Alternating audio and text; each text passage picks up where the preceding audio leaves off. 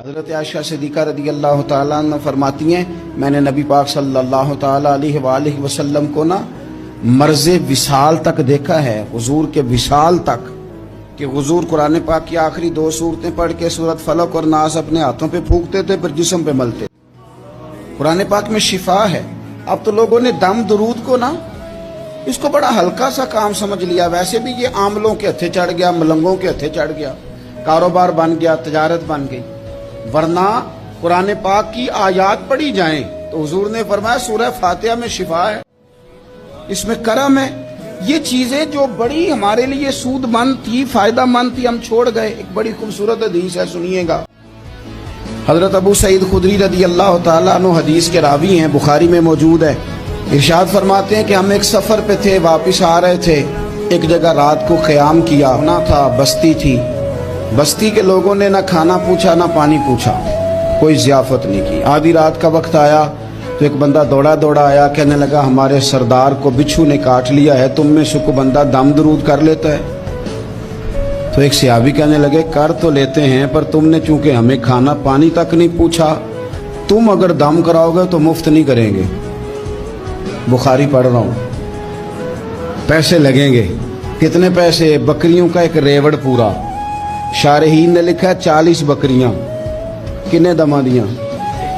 او بھائی اس سے کوئی بندہ جواز نہ لے کہ پیسے لینے جائز ہیں، اس سے جواز نہ حاصل کرے. آپ بات کو سمجھیں، پس منظر کیا ہے. پانی تک نہیں تم نے پوچھا. کچھ لوگوں کا علاج ہوتا ہے، انہوں نے کہا پیسے لیں گے دم کر دیں گے. صحابی نے کہا حضرت ابو سعید خدری رضی اللہ تعالیٰ عنہ فرماتے ہیں وہ چونکہ تنگ تھے، بچھو کاٹ گیا اور سردار کو کہا چل تو صحیح نا. صحابی گئے، سورہ فاتحہ پڑھ کے دم کیا. اور حدیث بخاری سے میں آپ کو دکھاؤں گا. لوگ کہتے ہیں دم کدھر سے آ گیا؟ بخاری پڑھ رہا ہوں، صحیح بخاری. شفا تو اللہ نے دینی ہے نا، رب کریم نے شفا دے دی. بکریاں لے لیں، آ گئے جہاں آرام کر رہے تھے اس جگہ. صحابہ میں اختلاف ہو گیا، کچھ کہنے لگے بکریاں لینی چاہیے تھی، کچھ کہنے لگے نہیں لینی چاہیے تھی. حضرت ابو سعید خدری رضی اللہ تعالیٰ عنہ فرماتے ہیں پھر ہم نے فیصلہ کیا چپ کر کے سو جاؤ، صبح حضور کی بارگاہ میں جائیں گے.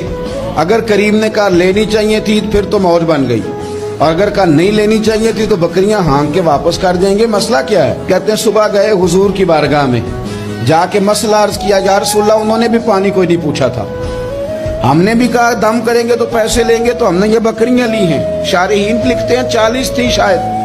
تو یا رسول اللہ اب کیا کریں؟ حضور مسکرانے لگے.